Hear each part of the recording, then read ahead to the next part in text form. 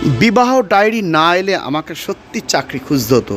1 বছর আমি কাজ পাইনি। এই মুহূর্তে বাংলা গানকে এই প্রজন্মের কাছে গ্রহণযোগ্য করে তুলতে অগ্রণী ভূমিকা নেওয়া লগ্নজিতা মঙ্গলবার রাতে কৃষ্ণনগর সরকারি কলেজ মাঠের নান্দনিক মেলার অনুষ্ঠান করতে এসে কথা বললেন। কিন্তু কেন এই কথা তিনি বললেন? বাংলার এই মুহূর্তে প্রতিশ্রুতিমান গায়ক বলতে যা বোঝায় লগ্নজিতা তাই। তার কেন বললেন সে কথা আমরা শোনাবো। সুর কথা যারা করে তারা সেভাবে খ্যাতি পায় না। অনেক গান আছে কিশোর কুমারের গান বলে আমরা জানি। কেন বলছেন লগ্নজিতা এই ধরনের কথা? বাংলা গান সময়কে আতশকাচের নিচে কি ফেলতে চাইছেন লগ্নজিতা? এই নিয়ে আজকাল আগামী বিশেষ প্রতিবেদন। 1 বছর আমি কাজ পাইনি, বিবাহ ডায়েরি না এলে আমাকে চাকরি খুঁজতে হতো।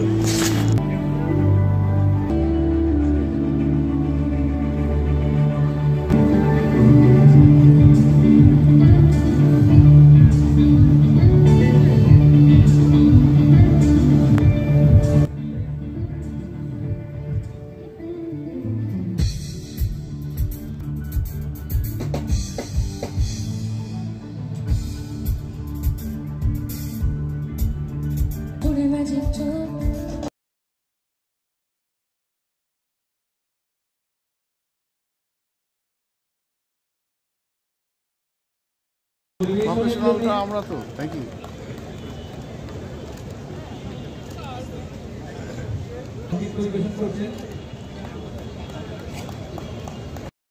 বসন্ত এসে গেছে যখন আমার গাওয়া হয়ে গেছে, এবং বসন্ত এসে গেছে যখন হিট আর কারুর জীবনে কোনোদিন ঘটেনি, সবার জীবনেই ঘটে।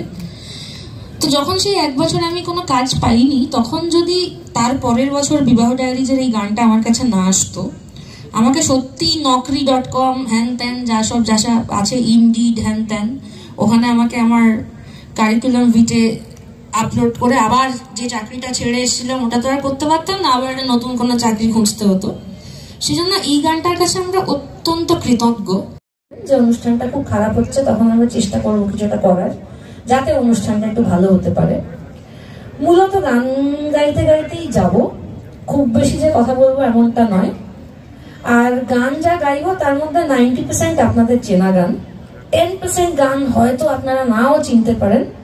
এক্সপেক্ট করবো যেহেতু 90% চেনা গান গাইবো, ওই 10%টা আপনারা একটু ধৈর্য ধরে শুনবেন।